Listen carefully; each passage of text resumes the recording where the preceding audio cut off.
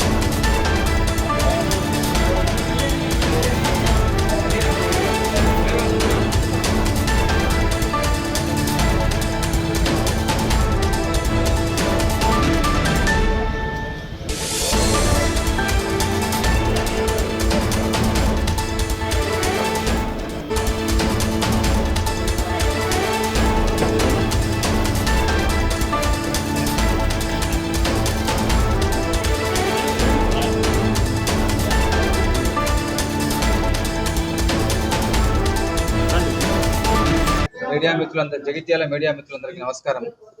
ఈరోజు కరీంనగర్ ఏసీబీ మా డిఎస్పీ గారి ఆధ్వర్యంలో జగిత్యాల మున్సిపాలిటీలో ఈ జగిత్యాల యొక్క ప్రజలు ఒక కాంప్లైంట్ ఇచ్చిన దాన్ని బేస్ చేసుకొని సర్ప్రైజ్ చెక్ కండక్ట్ చేయడం జరిగింది.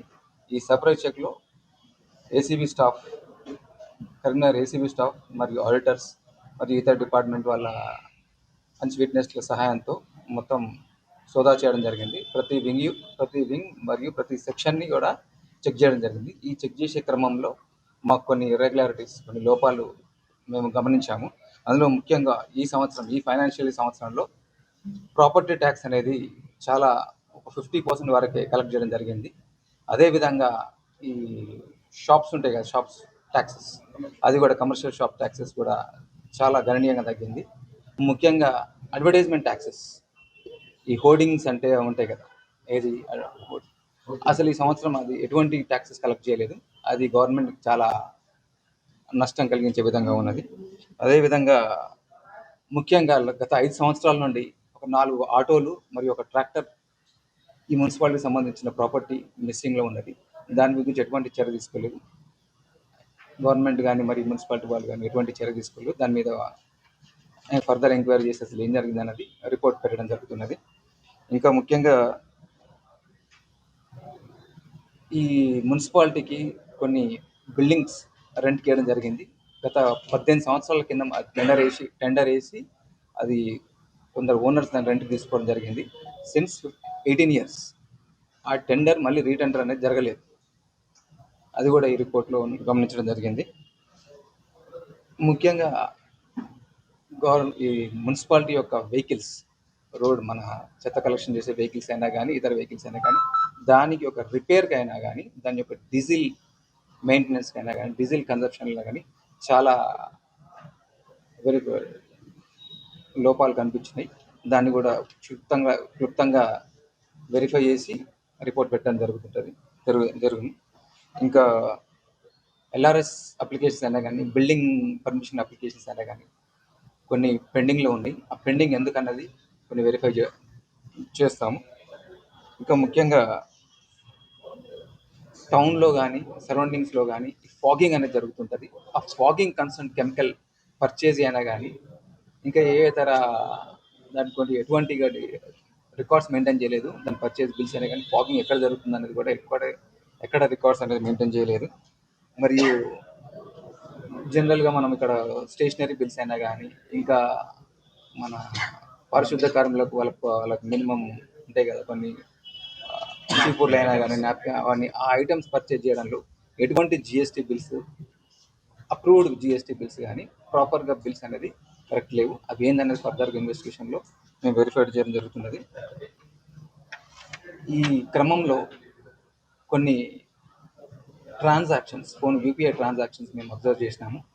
అది కరెక్టా కాదా అని ఫర్దర్ ఇన్వెస్టిగేషన్లో మేము వెరిఫై చేసుకొని దాని మీద యాక్షన్ తీసుకోవడం జరుగుతున్నది. ఇక్కడ పనిచేసే స్టాఫ్ బయోమెట్రిక్ విధానం అనేది ఒకటి ఉంటుంది, అటెండెన్స్, అది యూజ్ చేయడం లేదు. దాని మీద కూడా ప్రాపర్గా యూజ్ చేయాలని చెప్పేసి రిపోర్ట్ పెట్టడం జరుగుతున్నది. ఇంకా కొన్ని ల్యాప్సెస్ ఉన్నాయి, అది డీటెయిల్ ఇన్వెస్టిగేషన్లో కొన్ని ల్యాప్సెస్ వస్తాయి. ఈ ల్యాప్సెస్ అన్ని క్రోడీకరించి గవర్నమెంట్కి హెడ్ ఆఫీస్కి రిపోర్ట్ పెట్టడం జరుగుతున్నది. దాని తర్వాత వాళ్ళు గవర్నమెంట్ రిపోర్ట్ పంపిస్తారు. ఇవన్నీ మాకు తెలిసిన కొత్త తీసుకున్నారు. కన్స్ట్రక్షన్ పర్మిషన్ కానీ, ఇల్లీగల్ పర్మిషన్స్ కానీ, పర్మిషన్స్ డిలే కానీ, ఇంకేమన్నా మిస్మేనేజ్మెంట్ కానీ, ఫండ్స్ మిస్మేనేజ్ టెండర్స్ అయినా కానీ వేరే అయినా కానీ అన్నిటికీ తీసుకున్నాము. అది కొంచెం వెరిఫై చేసిన తర్వాత చెప్పగలుగుతాం. వెరిఫై చేయని మేము ఎలా చెప్పాలి? మీరు ఈ రోజు ఏమైనా నోటీస్ చేస్తారా? ఇప్పుడు ఈ రోజు వచ్చిన కంప్లైంట్స్ ఇంతవరకు మీరు చేసిన నిన్న పేపర్లో వచ్చింది కానీ వాటి దాని డేటా తీసుకున్నాము. డెప్త్గా వెరిఫై చేసిన తర్వాత మేము క్లారిటీ ఇవ్వగలుగుతాం. ఇప్పుడు మీరు చూసినంత వరకు ఏమన్నా ప్రజెంట్ అయితే ఏం లేదు అంటే కరెక్ట్ ఉన్నాయని అంటే చాలా వాటి ప్రాబ్లమ్స్ ఉన్నాయని చెప్తున్నాను కదా. ఆ విషయం మాట్లాడలేదు మీరు అన్నీ ఉన్నాయి, అవి పూర్తి ఇన్వెస్టిగేషన్ చేసిన తర్వాత రిపోర్ట్ పంపిస్తామని చెప్తున్నారు. ఆ విషయం మాట్లాడలేదు, అందుకనే మేము లేదు నేను అన్ని క్లియర్ ఉన్నాయని ఎక్కడ అనలేదు. హోర్డింగ్స్ గురించి గతంలో ఎంత ట్యాక్స్ వసూలు చేశారు, ఇప్పుడు ఎంత వేయాల్సి ఉంటుంది? గతంలో 8 లక్షల వరకు ట్యాక్స్ వసూలు చేసిండు. ఈ సంవత్సరం మొత్తం ఎటువంటి ట్యాక్స్ వసూలు చేయలేదు.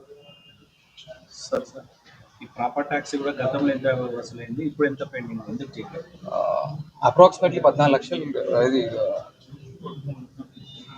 14,76,00,000 వరకు వసూలు చేయాలి. అందులో 50% వరకు వసూలు చేయడం జరిగింది. అప్రాక్సిమేట్లీ 7,52,00,000 రూపాయలు వసూలు.